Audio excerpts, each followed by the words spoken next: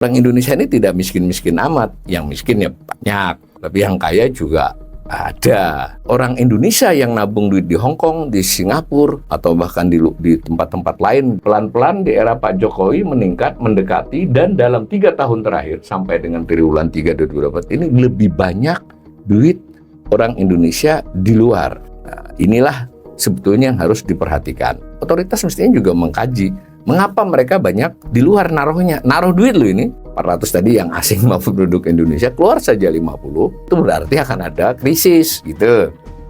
Akan ada krisis. Krisis itu bukan berarti kita hancur ya. Krisis kecil pun kalau bisa enggak, mana situasi sudah begini. Seperempat dari hot money itu kan sudah mengerikan sekali. Ada uang panas yang cukup besar yang harus dikelola agar dia tidak pergi mendadak. Nah, mudah-mudahan Indonesia ini tidak terjadi external shock, lalu goncangan ke dalam, lalu krisis. Tapi dengan berat hati saya ingin mengatakan, jika otoritas ekonomi tidak melakukan mitigasi sejak sekarang, maka potensi krisis itu dari bulan ke bulan tampak membesar.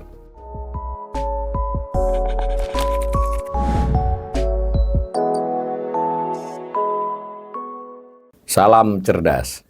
Ibu, bapak, saudara-saudara yang saya hormati, kali ini asesmen terhadap posisi investasi internasional Indonesia. Asesmen ini terutama berdasarkan publikasi terkini dari Bank Indonesia beberapa hari lalu, tepatnya tanggal 4 Desember tahun 2024. Bank Indonesia itu setiap 3 bulan mengeluarkan dokumen yang namanya Laporan Posisi Investasi Internasional Indonesia. Nah, yang dilaporkan tanggal 4 Desember lalu itu adalah kondisi sampai dengan 30 September ya. Mereka menyebutnya kondisi sampai dengan triwulan 3 2024. Jadi ada dokumen kira-kira 21 halaman. Ini covernya, yang sebelahnya adalah tabel lampiran. Jadi 20 halaman penjelasan itu sebenarnya adalah menjelaskan lampiran ini. Pertama dulu kita harus paham ya, bahwa terjadi transaksi internasional. Internasional berarti antara penduduk Indonesia dengan bukan penduduk. Kadang disebut bukan penduduk, kadang disebut non-residen, kadang juga disebut dengan asing. Yang dimaksud dengan penduduk itu bisa individu, bisa perusahaan swasta, bisa BUMN, bisa lembaga, bisa pemerintah. Tidak pandang bulu, yang penting statusnya adalah residen atau non-residen dari sisi kedudukan hukumnya. Yang namanya transaksi internasional itu mencakup ya perdagangan, berarti kan ekspor impor. Baik itu barang maupun jasa. Barang kita sudah tahu, kita bisa ekspor batu bara, ekspor minyak sawit, kita bisa impor beberapa komponen bahan baku industri, maupun kadang kita impor mesin ya. Itu namanya barang, perdagangan lah ya. Ada juga perdagangan yang jasa. Jadi kita bisa memakai maskapai asing atau menggunakan kapal asing untuk mengirim barang ekspor. Dan sebaliknya, orang asing juga bisa memakai Garuda Indonesia, misalnya bisa juga memakai kapal Indonesia dan seterusnya. Begitu juga jasa pariwisata, bisa saja kita ada yang naik haji umroh, ada yang ke Eropa, dan sebaliknya ada orang asing yang ke Bali, ke Danau Toba, ke Bandung, dan seterusnya. Itu namanya perdagangan barang dan jasa. Itu masuk transaksi internasional. Ada juga transaksi internasional yang bersifat utang piutang. Pemerintah kah, swasta Indonesia kah berutang. Mau pinjaman langsung, mau itu obligasi ya, surat berharga. Kalau pemerintah namanya SBN. Tetapi jangan lupa, orang Indonesia juga ada yang melakukan investasi keluar. Maksudnya juga membeli surat berharga asing. Ada juga jenis transaksi yang bersifat utang piutang. Itu tadi selain utang piutang adalah soal investasi tadi kan. Jadi dua itu sama. Nah, kurang lebih itu semua namanya transaksi internasional. Dicatat yang namanya neraca pembayaran Indonesia, balance of payment, oleh Bank Indonesia. Jadi neraca pembayaran Indonesia, selanjutnya kita singkat NPI ya, itu prinsipnya adalah mencatat seluruh duit masuk dan seluruh duit keluar, duit dalam arti valuta asing sebagai sebuah negara dari sudut pandang Indonesia, jangan dari penduduk asing. Misalnya kalau kita ekspor ke Cina ya kita kan mencatatnya dari sisi kita kan ekspor, dari sisi Cina kan impor. Jadi adalah catatan duit keluar masuk valuta asing dalam sudut pandang Indonesia sebagai sebuah negara. Ini saya garis bawahi, bukan sebagai sebuah pemerintah, tapi negara. Penyusunan NPI tadi tidak bisa sembarangan. Bank Indonesia mengikuti manual internasionalnya. Nah, setiap negara yang melakukan pencatatan agar bisa dibandingkan antar negara mengikuti manual tersebut. Tentu dengan sedikit penyesuaian pada masing-masing.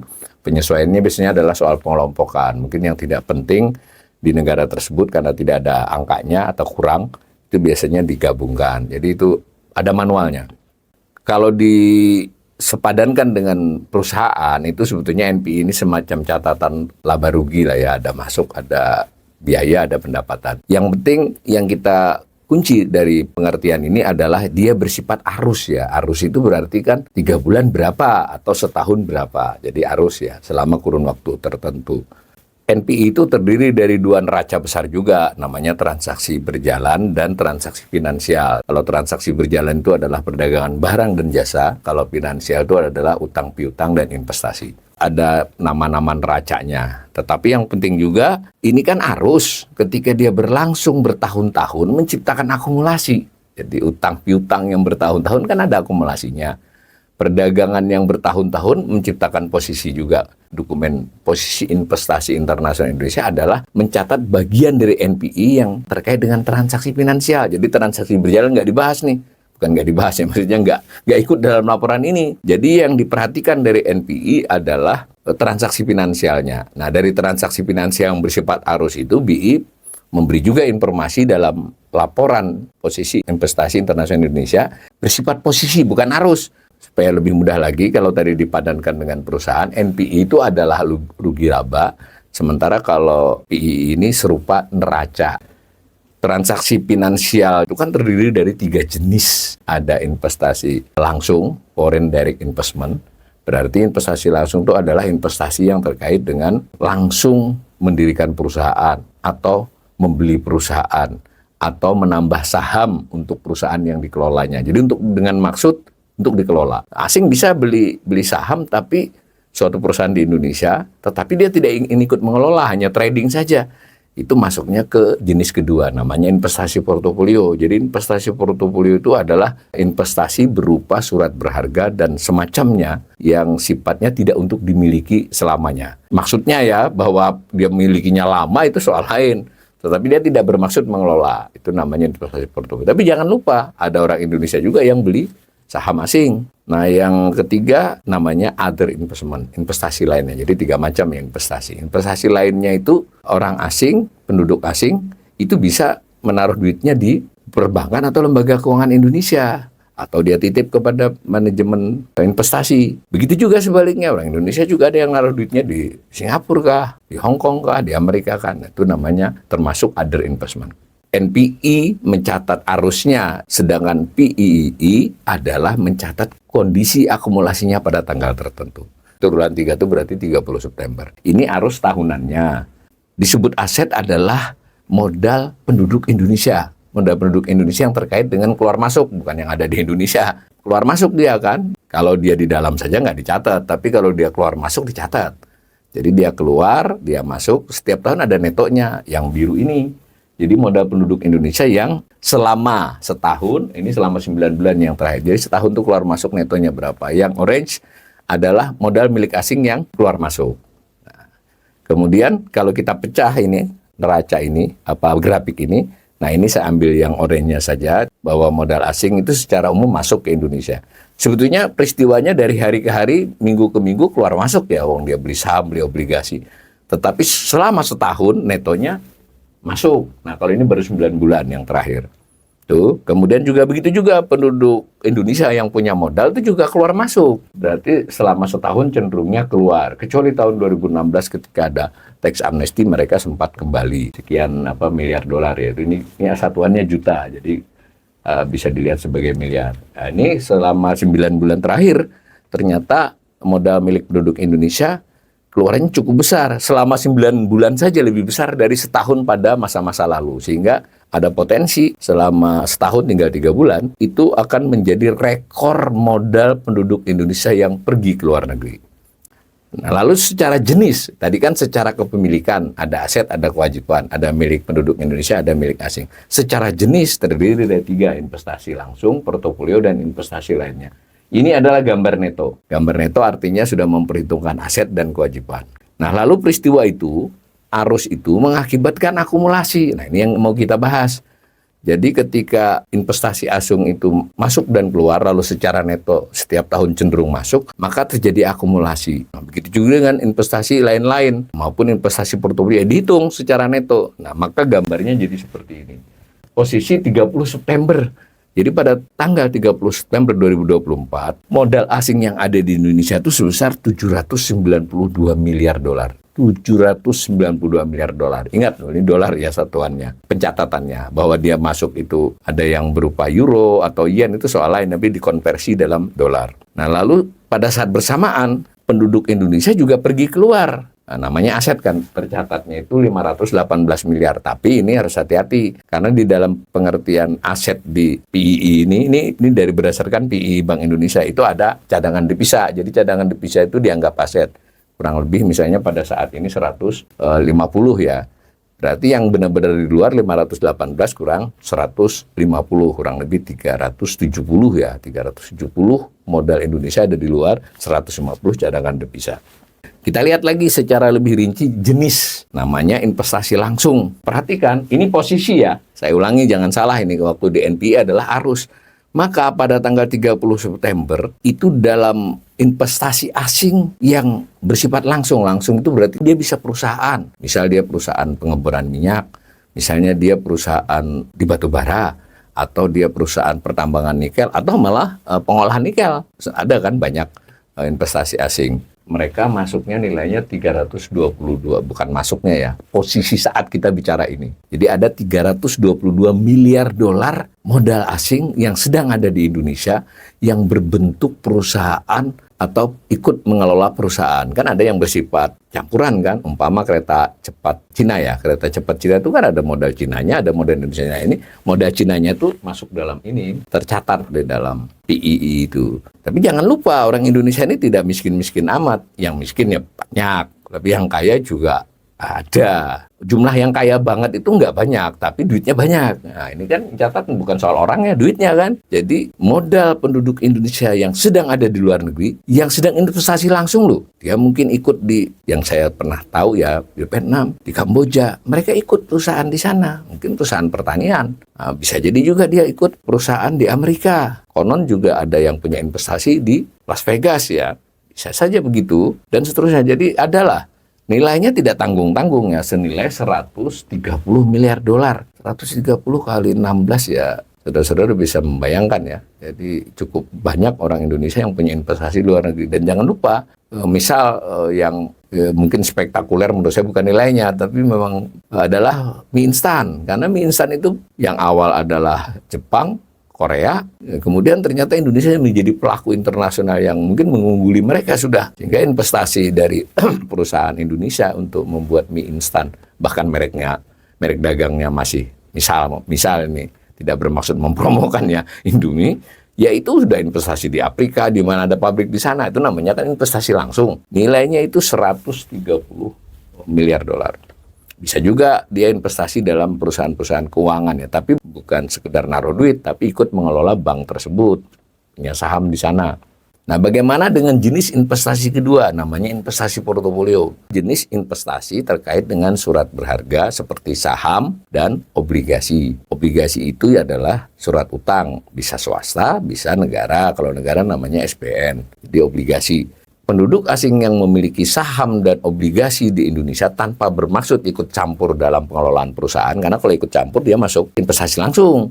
Itu nilainya di sini nih, kisaran hampir 300 juga, hampir sama tuh yang orange ini. Posisi ya, bukan arus. Jadi sekarang ada duit 290-an miliar dolar, saya bulatkan aja 300 miliar dolar yang dalam posisi surat berharga dan saham dan obligasi. Tadi yang di depan tadi sama 300 lebih, itu berupa investasi langsung. Orang Indonesia juga ada yang melakukan investasi di luar dalam bentuk saham dan obligasi. Nilainya sih kalau berdasarkan grafik ini seolah-olah kecil ya, tapi kalau disebut ya ini hampir 40 miliar dolar. Banyak juga ya sebenarnya 40 miliar dolar itu. Karena ini gambarnya begini, maka dia kelihatan kecil. Nah, ini adalah netonya. Neto itu maksudnya berarti kalau ini seolah-olah defisit, dengan maksud adalah duit asing di Indonesia itu lebih banyak dibandingkan duit penduduk Indonesia di luar dalam bentuk portofolio. Kita kembali sedikit soal investasi langsung. Tadi sama nih, ya kan? Ini 322, 130 berarti selisihnya 192. Ini saya belum sempat ngasih angkanya, tapi ini 300 kurang sedikit dari 300. Ini sekitaran 40-50, nah ini netonya. Nah, satu lagi jenis yang paling jarang dibahas ya, bukan jarang diberitakan. Kalau dibahas ekonom pastinya membahas lah ya, jarang diberitakan media, namanya investasi lainnya. Dalam bahasa Inggris, other investment. Apa itu? Pada prinsipnya ini beda dengan yang langsung dan portofolio tadi. Lebih bersifat simpanan.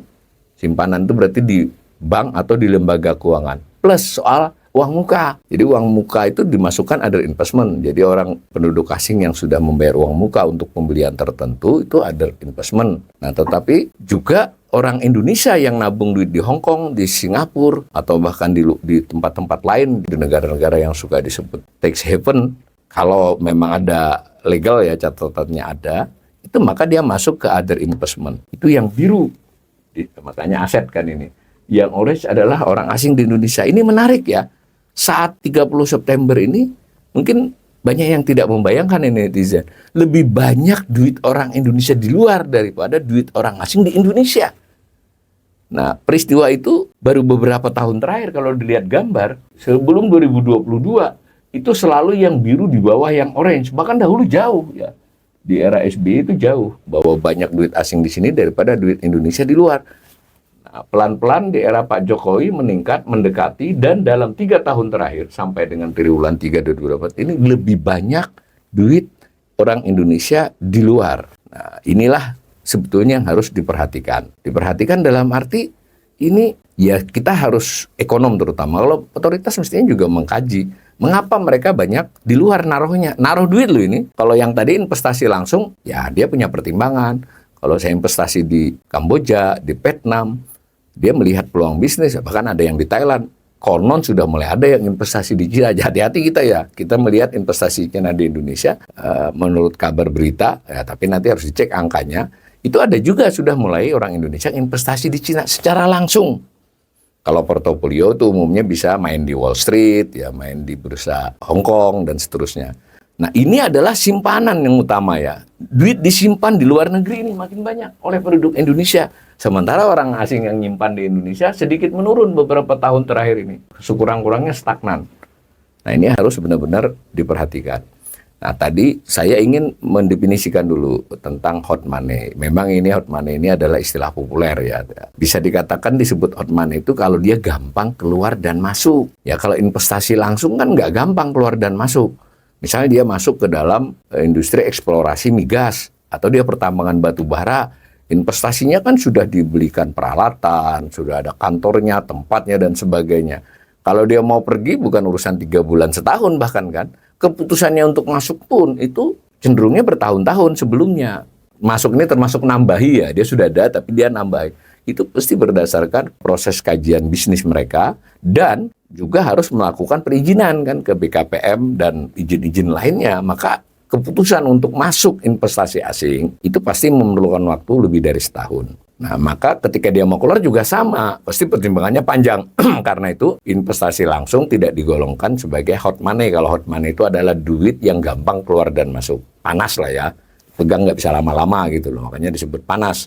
Uang panas lah. Nah, maka itu tidak masuk. Begitu juga kalau orang Indonesia investasi di negara lain yang berbentuk investasi langsung, kan nggak gampang juga dia balik. Yang gampang balik itu adalah yang investasi portofolio. Dia bentuknya saham. Saham, mau saham perusahaan swasta, mau saham BUMN, itu dia bisa keluar masuk mudah. Ya asal ada yang beli ya, tapi berdasarkan tradisi pasar modal, ya memang relatif gampang, soal harganya aja ya. Kalau orang banyak yang mau jual, harga sahamnya anjlok. Tetapi bisa gitu loh. Apalagi dalam hal obligasi, surat utang. Obligasi itu surat utang ya. Dia bisa obligasi perusahaan swasta termasuk BUMN, dia bisa obligasi negara, disebut surat berharga negara, kita suka nyebutnya, tapi kalau dalam ininya obligasi semua. Obligasi itu gampang kan keluar masuk. Sama dengan orang Indonesia yang di luar, beli di saham US Treasury misalnya, SPN-nya Amerika juga bisa dijual. Itu masuk hot money. Nah, kita perhatikan nih hot money-nya ini kan cukup gede nih, hampir 290 ya. 290. Jadi 290 miliar ini uang panas. Meskipun kalau mau kembali seluruhnya ya nanti pasar meledak, nggak bisa. Tapi kalau misalnya dari 290 kembali 30-40 dalam sebulan, possible ya, mungkin. Ada yang mau beli kan. Yang masuk hot money kedua adalah investasi lainnya, untuk simpanan kok. Yang tidak seluruhnya memang, yang gampang keluar masuk adalah yang simpanan di bank dan lembaga keuangan, baik punya orang asing di Indonesia atau orang Indonesia di luar. Nah dulu pernah tax amnesty itu agar yang ini balik, jangan di luar lah. Ini posisi ya, kembali ke sini itu ya arahnya kepada investasi lainnya dan portofolio tadi dua, makanya hot money kan. Ini isu tax amnesty ketiga yang katanya sedang dibahas untuk dijadikan undang-undang, itu adalah agar duit penduduk Indonesia yang berbentuk portofolio maupun investasi di luar itu masuk. Tetapi kita juga harus berpikir, duit asing di Indonesia juga banyak kan, dia juga bisa keluar nih. Di angka duit Indonesia keluar ini tidak terlihat potensi keluarnya. Benar nggak? Karena itu sudah ada di luar. Terus berapa kira-kira duit penduduk Indonesia? Modal, tentu dalam hal ini modal besar ya. Yang ada di Indonesia bisa pergi keluar. Nah, nggak ada di angka ini, karena ini yang sudah terjadi. Nah, kalau mau tahu itu kita lihat di simpanan di bank. Karena kalau investasi lainnya kan lebih sangat liquid ya. Kalau di bank, kalau kita lihat, yang paling kita soroti adalah yang di atas 5 miliar kan. Rata-ratanya bahkan 32 miliar. Tapi berarti dia satu rekening di 30-an miliar. Kalau orang dan perusahaannya tentu ya, dia kan punya perusahaan juga. Itu punya kira-kira 10 rekening, berarti kan ada duit 300-an miliar di bank saat ini. Nah, itu kan bisa keluar. Gitu loh. Begitu juga mereka memiliki juga saham dan obligasi di Indonesia. Yang orang Indonesianya ya, di Indonesia itu bisa keluar. Maka ini adalah potensi hot money. Jadi ini hot money yang orange adalah hot money yang ada di Indonesia punya asing, bisa keluar.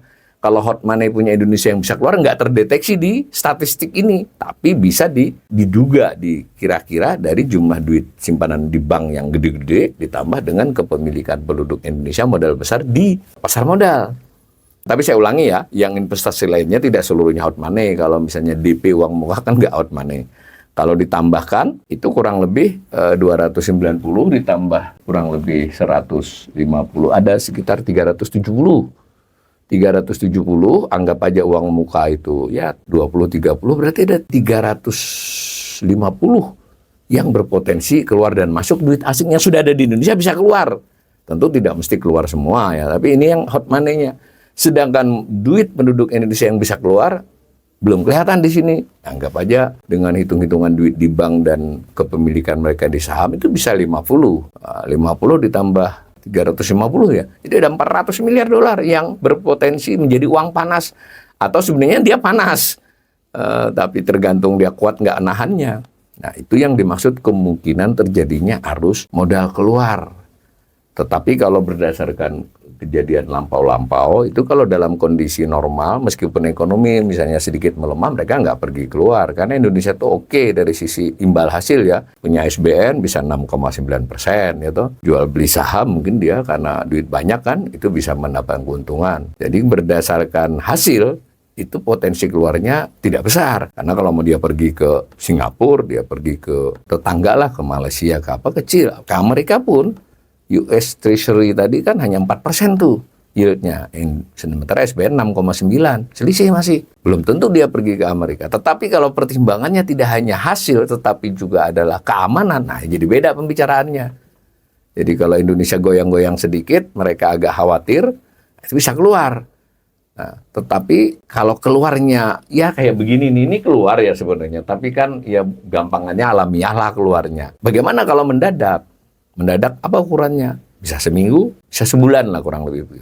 Kalau sebulan keluar dari 400 tadi 50, 400 tadi yang asing maupun penduduk Indonesia, keluar saja 50. Kita bisa bandingkan dengan cadangan devisa. Cadangan devisanya 150.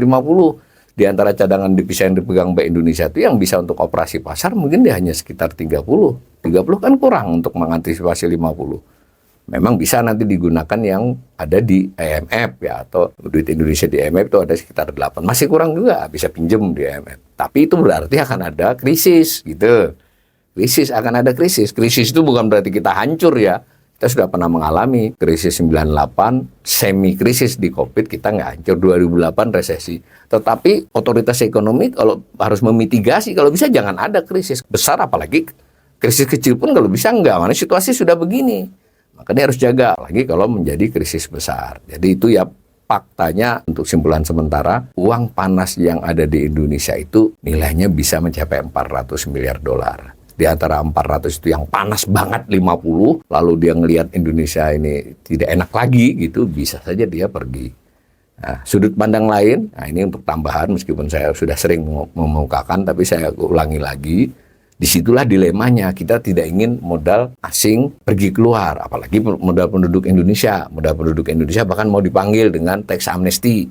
Nah, sementara modal asing ini agak lebih sulit memanagenya kan, tidak hanya kita bisa manage di Indonesia.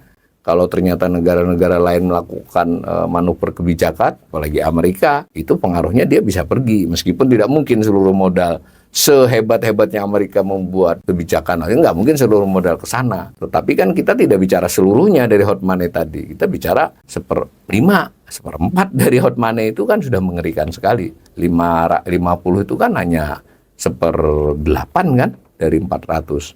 Nah, tetapi serba salah kalau kita menahan mereka di sini. Jangan lupa, kita sudah selama ini harus membayar bunga dan dividen. Ya kan?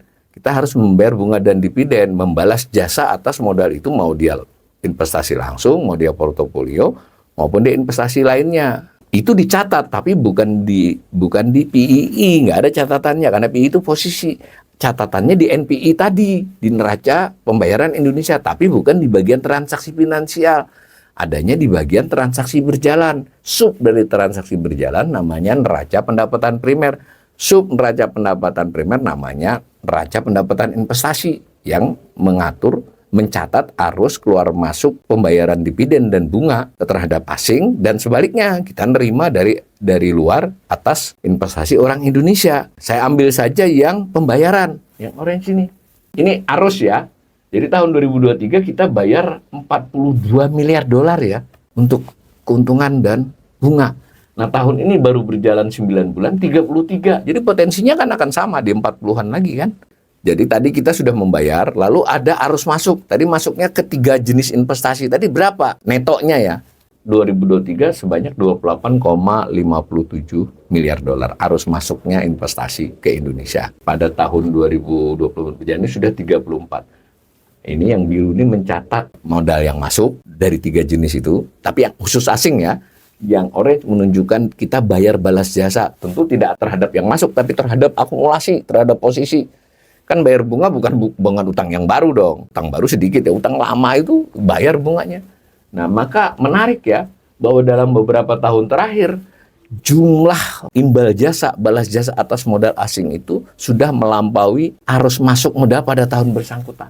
Jadi secara neto sebenarnya kita keluar, tapi kan serba salah. Kalau misalnya kita nggak membuat mereka masuk, tambah gila lagi nih kan, tambah turun lagi. Maka akan menguras cadangan devisa, akan membuat posisi NPI berat. Apa artinya?